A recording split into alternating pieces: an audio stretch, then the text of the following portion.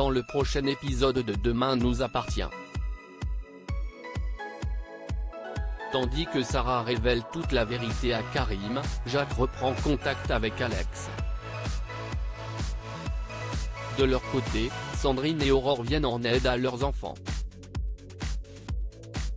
Attention, les paragraphes qui suivent contiennent des spoilers sur l'épisode de Demain nous appartient diffusé demain soir sur TF1. Si vous ne voulez rien savoir, ne lisez pas ce qui suit. Mardi 8 septembre dans Demain nous appartient. Sarah révèle toute la vérité à Karim. Malgré les tentatives pour la réanimer, le cœur de Shemsa s'est arrêté de battre. Après que le docteur Donnier a informé les policiers de la mort de la jeune femme, Karim contacte Lou pour lui apprendre la mauvaise nouvelle. Le capitaine Saïd a beau lui assurer que le décès de Shemsa n'a rien à voir avec sa blessure par balle, Lou ne peut s'empêcher de culpabiliser. En parallèle, Sarah indique à Roxane qu'elle a l'intention de démissionner pour la protéger. Comme elle refuse que la femme qu'elle aime mette sa carrière en péril par sa faute, la serveuse émet l'idée de quitter provisoirement la ville.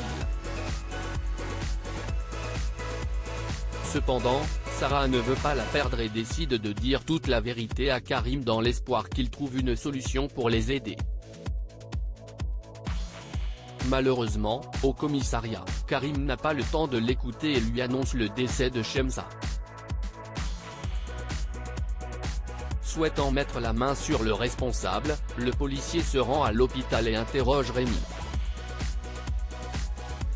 Ce dernier se souvient alors qu'un nouvel infirmier était présent dans l'établissement pour quelques jours puis reconnaît l'homme de main d'Amine lorsque Karim lui montre une photo.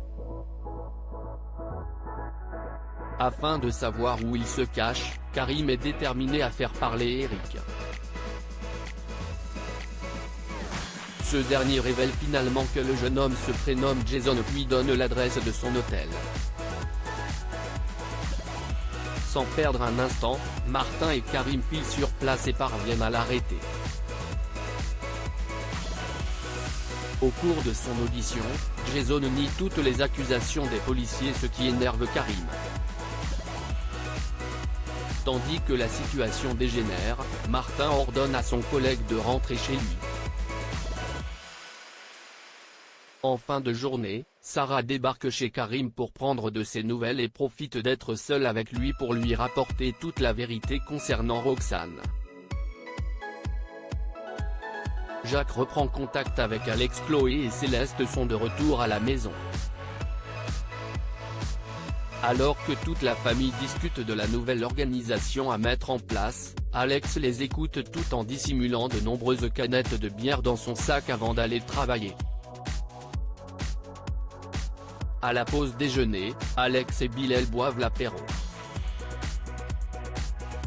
Lorsqu'Alex propose une deuxième bière, son collègue décline pour reprendre le travail. Une fois seul, Alex ouvre une autre bouteille quand il reçoit un appel de Jacques qui ne va pas très bien et lui demande de le retrouver autour d'un café. Mais Alex ne veut plus le voir et raccroche avant d'ingurgiter une nouvelle bière. En fin de journée, Alex jette ses cadavres de bouteilles au moment où Chloé débarque pour lui faire une surprise. Le couple choisit de rentrer ensemble et Chloé insiste pour que son mari prenne le volant. Sur la route, Alex a du mal à se concentrer et manque de heurter une voiture. Tandis que Chloé cherche à savoir ce qu'il s'est passé, Alex s'emporte et laisse le volant à sa femme en expliquant qu'il est tout simplement fatigué.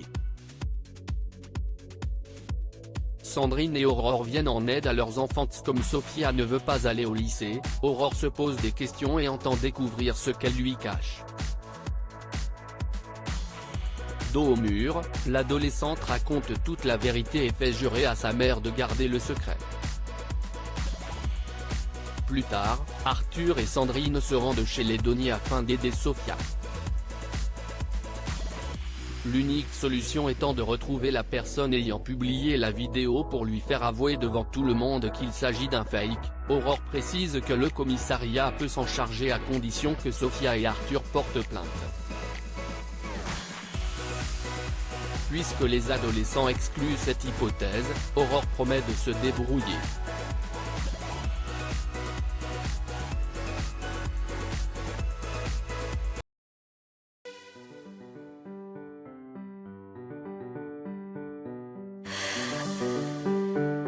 나